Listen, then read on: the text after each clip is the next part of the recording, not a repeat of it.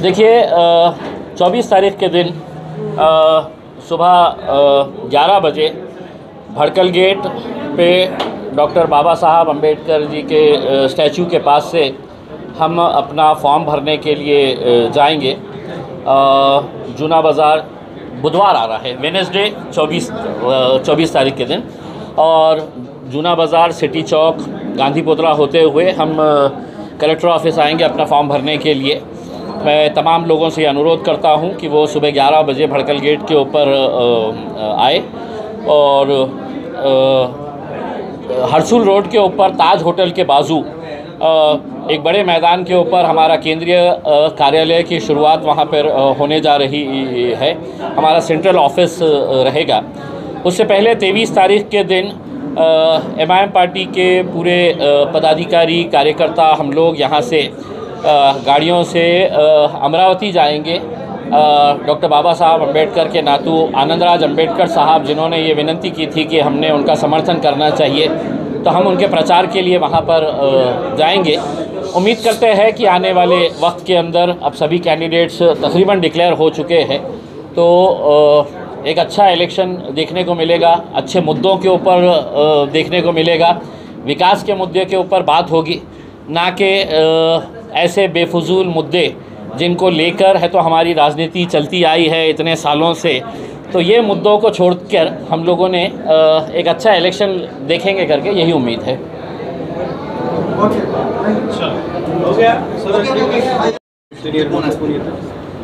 नाही, आता काय आहे की आम्ही जे 3 सीट्स जे नॅशनल लेवलवर लढत आहे, ओवैसी साहेबांची सभा जे आहे ते किशनगंजला आहे आणि त्यांनी तर आपला फॉर्म भरलेला आहे, पण किशनगंजमध्ये बिहारमध्ये त्यांची सभा असल्यामुळे ते इथे येऊ शकणार नाही आहे।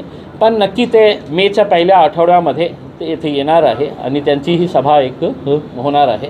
सर, तुम्ही तुमच्या प्रतिस्पर्ध्यांना नेहमी मित्र म्हणत असता। चंद्रकांत खैरेंना मित्र म्हणतात, चंद्रकांत खैरे तुम्हाला मित्र मानत नाही। हो, मी बघितलेलं आहे त्यांचा असा स्वभाव काय झालेला आहे मला माहीत नाही आहे। आणि जेव्हा मी रिफॉर्म्स मानतो ना, त्या रिफॉर्म्समध्ये हेही असायला पाहिजे की एक IAS IPS ऑफिसर इतकं मोठा इतका शिक्षण घेतल्यानंतरही 60 वर्षामध्ये किंवा 58 इयर्समध्ये ते रिटायर होतो।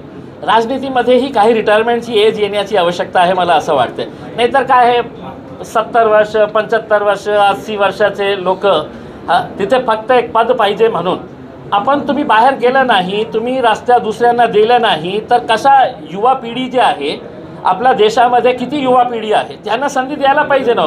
पण त्यांचा विषय अजूनही हिंदू मुसलमान खानपान आहे आणि तुम्ही पाण्याचा मुद्दा घेऊन चाललेला आहे। कसा रिस्पॉन्स भेटेल तुम्हाला? कारण पाण्याचं तर सत्य वास्तव आहे, पण लोक नेहमी शेवटच्या क्षणी जाती धर्माच्या नावावर मतदान करतात। नाही, हे जे आपल्या शहराचा जे पाण्याचा मुद्दा आहे याच्यासाठी कोणी जबाबदार असेल तर त्यावेळचे सगळे आमदार, सगळे खासदार आणि आता भारतीय जनता पार्टीचे मंत्र्यांना जेव्हा मी प्रश्न विचारले की हे सेल्फ क्रिएटेड प्रॉब्लेम आहे का नाही पाण्याचा, तर त्यांनी हे नाकारून मी त्यांना सांगितलं फक्त मला एका प्रश्नाचं उत्तर द्या तुम्ही।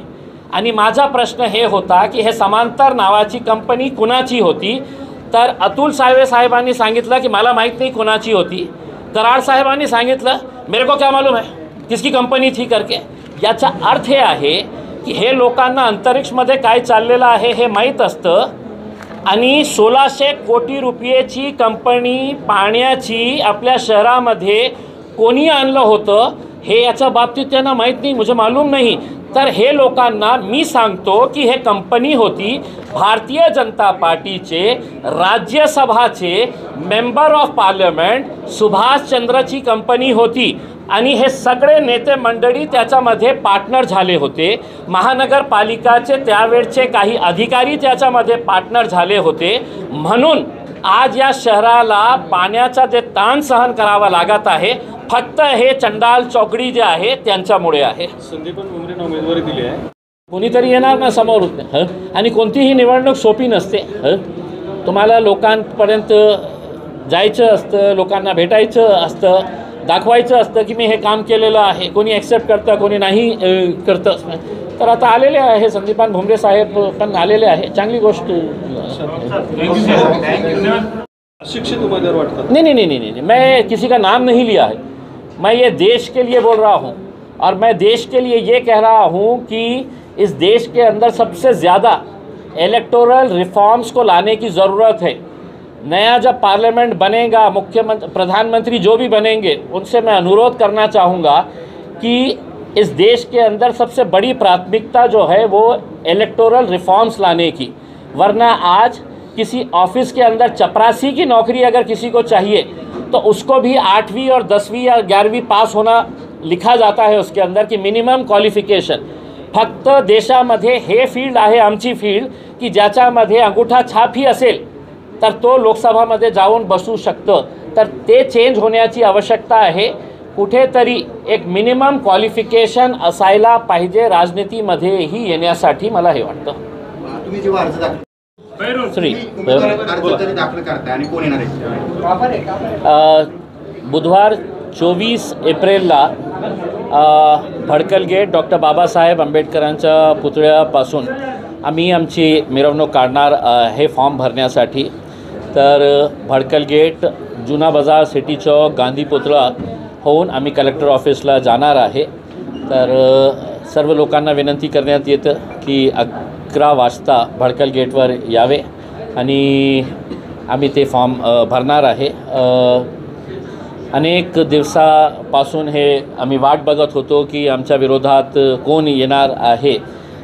इतकं मोठं त्यांची ताकद असूनही अमित शाह साहेब येऊनही आणि त्या प्रकारे त्यांनी भाषण केलं होतं की इथून आम्हाला उखाडून फेकायचं आहे. मग त्यांनी का माघार घेतलेली आहे हेही एक प्रश्न त्यांच्यासमोर आहे. तरीसुद्धा आज आमचे पालकमंत्री भुमरे साहेबांना तिकीट देण्यात आलेलं आहे. आमचे दुसरे मित्र जे आहे तेही निवडणुकी रिंगणात आहे. माझी अपेक्षा हेच आहे की येणारा काही दिवसामध्ये जेव्हा कॅम्पेनिंग खूप जोरात होणार आहे तर आपण चांगल्या मुद्द्यावर आपण हे इलेक्शन लढू. शहराला जिल्ह्यामध्ये आपण काय काय विकास कामं करू शकतो याच्या बाबतीत हे निवडणूक व्हायला पाहिजे. ते दिवस गेलेले आहे जिथे जेव्हा हिंदू मुस्लिम करायचं आणि फक्त जाती धर्माच्या नावावर आपण निवडणूक लढायचं. आणि मी लोकांनाही हे सांगणार आहे की मागच्या 20, 25, 30 वर्षामध्ये आपण एकदाही आपली निवडणूक पाण्यासाठी केली असती, रस्त्यासाठी, चांगल्या हॉस्पिटल, शाळासाठी, रेल्वे कनेक्टिव्हिटीसाठी, एअरलाईन कनेक्टिव्हिटीसाठी आपण निवडणूकचा निर्णय घेतला असता कोणाला मतदान करायचं. तर तुम्हीही तसं केलं नाही. म्हणून आज आपल्या ज्या शहरामध्ये आज 8-8 दिवसानंतर पाणी येत असेल तर त्याच्यासाठी फक्त लोकप्रतिनिधी जे आहे ते जबाबदार नाही. जे लोकप्रतिनिधी तयार करतं तेही तितके जबाबदार आहे. म्हणून माझी अपेक्षा हेच आहे की कोणताही चांगला कॅन्डिडेट असेल आणि शिक्षणाची खूप आवश्यकता आहे. पार्लमेंट ही जागा आहे जिथे शिक्षित लोक पाठवण्याची आवश्यकता आहे. कारण तिथे देशाचे कायदे कानून तयार करण्यात येते आणि तुम्ही अशिक्षित लोकांना तिथे पाठवले तर ते फक्त आकडे असणार आहे की माझ्याकडे 300 खासदार आहे पण कसलेही कामाचे नाही आहे. तुम्ही चांगले खासदारांना पाठवायचं असेल तर सगळं प्राथमिकता हे असायला पाहिजे तो किती शिकलेला आहे, ते लोकसभामध्ये बोलू शकतं का, तुमच्या मुद्द्यात ते बोलू शकतं का, ते बघून आपण मतदान करावं आणि जास्तीत जास्त संख्याने लोकांनी बाहेर येऊन मतदान करावं. कारण मला याची चिंता वाटते की लोकांचा विश्वास हे जे डेमोक्रेटिक प्रोसेसवर आहे, जे आपला इलेक्टोरल सिस्टम आहे त्याच्यावर संपत राहिलेला आहे.